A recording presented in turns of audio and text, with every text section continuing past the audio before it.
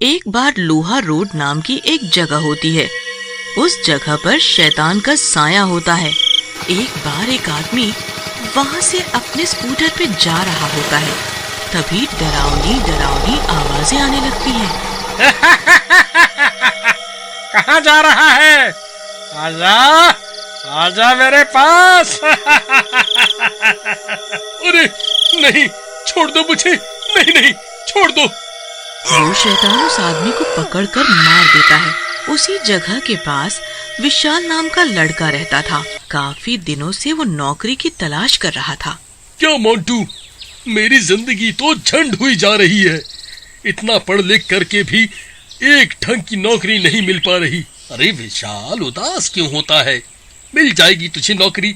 वैसे भी तू तो मुझसे कितना ज्यादा पढ़ा लिखा है। जब मेरे जैसे नालायक को नौकरी मिल गई तो तुझे भी मिल जाएगी एक दिन। वैसे तू चाहे तो मेरी कंपनी में नौकरी कर सकता है।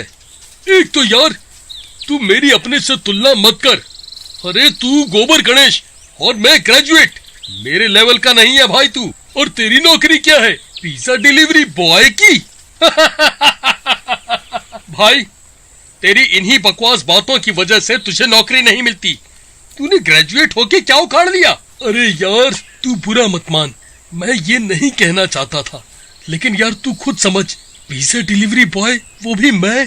देख भाई, कोई काम छोटा बड़ा नहीं होता। जो मिले वो कर लेना चाहिए। कुछ ना करने से तो अच्छा है। चल, मैं चला। तू शेख चिल्ली के हसीन सपने देख। विशाल घर जाके अपनी सारी बात अपनी माँ पूजा को बताता है। तो बेटा कर लेना नौकरी, अगर मोंटू बता रहा है तो। वैसे भी तू अपनी घर की हालत तो जानता ही है। ठीक है माँ, अगर तुम यही चाहती हो तो मैं ये नौकरी कर लेता हूँ। उसके अगले दिन विशाल मोंटू को इंटरव्यू के लिए अपनी कंपनी में ले जाता है। तो विशाल, कितना पढ़े लिखे हो आप? जी, आपको मुझसे पिज्जा डिलीवरी करवाना है या अकाउंट चेक करवाना है? Good sense of humour. वैसे आप कितनी सैलरी लोगे? जी, 1,00,000 रुपए प्लस में एक गाड़ी। विशाल, ये क्या मजाक है? तुम्हें नौकरी करनी है या नहीं? जी, मैं तो नौकरी के लिए ही आया था। आपने ही मजाक शुरू कर दिया सर। आपको तो पता है डिलीवरी बॉय की कितनी सैलरी है, फिर भी आप मैनेजर पोस्ट के प्रश्न पूछ रहे हैं। रख लीजिए सर, अभी नया है ना, सीख जाएगा थोड़े दिन में। ठीक है मोंटू, तुम कहते हो तो मैं रख लेता हूँ। थोड़ा समझाओ इसे, कैसे बात की जाती है। विशाल, ये लोहा रोड की एक डिलीवरी है, अर्जेंट प्लीज कर दो। अरे सर, इतनी रात को वहाँ जाना खतरे से खाली नहीं है। सुना है रात को भूत प्रेत होते हैं उस एरिया में। क्या मोंटू, भूत प्रेत कुछ नहीं होते। अरे सर, आप एड्रेस दो, मैं जाता हूँ अभी। उसके बाद विशाल चला जाता है। अरे क्या खूबसूरत जगह है, इतनी शांति है यहाँ। ये मोंटू तो फालतू में ही डरता है। अरे वाह, क्या खूबसूरत लड़की है यार। ये मेरी गर्लफ्रेंड बन जाए तो मजा आ जाए। जी, मेरा नाम मोना है। क्या आप मुझे लिफ्ट दे दोगे आगे तक? जी जी जरूर। आप जैसी खूबसूरत लड़की को नहीं छोड़ूंगा तो किसको छोड़ूंगा? अरे लेकिन आप तो पिज्जा डिलीवरी करने जा रहे हैं, आपको दिक्कत होगी। आधे घंटे में देना होता है ना आप लोगों को डिलीवरी। अरे नहीं मोना जी, आपको पहले लिफ्ट दूंगा। वैसे भी जिस पेटू को खाना होगा ठंडा खा लेगा। इसके बाद विशाल मोना को स्कूटर पर बिठा लेता है और वहाँ से चल पड़ता है। थोड़ी दूर आने पर उसका स्कूटर झटके मारकर रुक जाता है। अरे ये क्या हो गया? ये स्कूटर आगे क्यों नहीं बढ़ रहा है? लेकिन जैसे ही विशाल स्कूटर से उतरता है, उसके होश उड़ जाते हैं। मोना के पांव उल्टे होते हैं और शैतान अपने असली रूप में आ जाता है। क्या हुआ विशाल, दिल वाले विशाल? डर गए मेरे पैरों को देखकर? अब मेरा ये रूप देखो। भागो रे, ये तो भाई जान पे बनाई और लड़की पे टशन मार। भाग बेटा विशाल, भाग। अरे ये क्या कर रहा है दुष्ट? बाहर निकल मेरे शरीर से। पिज्जा मास्टर, अब तो मैं तेरे शरीर में ही रहूंगा और तेरे शरीर की मदद से शिकार करूंगा। इसके बाद विशाल वापस अपने ऑफिस आता है, लेकिन वो बदल जाता है। वो किसी से बात नहीं करता और चुपचाप अपनी कुर्सी पर बैठ जाता है। क्यों? ओ चले विशाल, लगता है मजा आ गया लोहा रोड की डिलीवरी में, क्यों? बहुत बोलता था इंटरव्यू में। हैवान अपने असली रूप में आ जाता है। मैनेजर, बोल तो तू सही रहा है, मजा तो बहुत आया था पिज्जा की डिलीवरी में। ले, थोड़ा सा मजा तू भी चख ले। ऐसा कहकर विशाल एक पिज्जा का टुकड़ा, जो कि खून से सना होता है, मैनेजर के मुंह में डाल देता है और मैनेजर मर जाता है।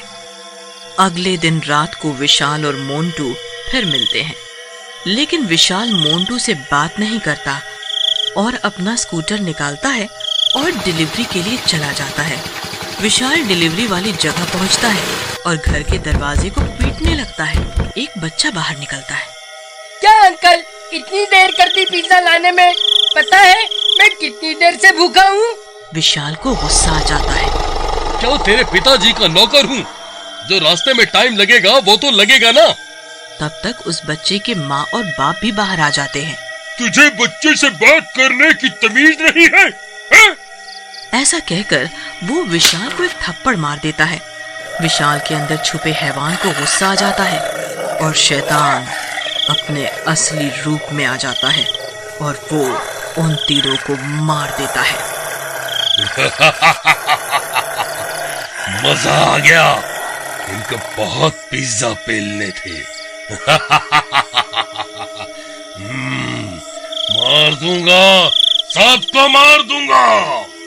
इस फैमिली के मरने की खबर जंगल में आग की तरह फैलती है। मोंटू को विशाल पर शक होता है और वो विशाल के पास जाता है। अरे विशाल, इस घर में तो तुम गए थे डिलीवरी लेके, तुम्हें कुछ नहीं पता कि ये सब कैसे हुआ? मुझे क्या पता इन लोगों को किसने मारा? मैं क्या कोई पुलिस वाला हूँ क्या?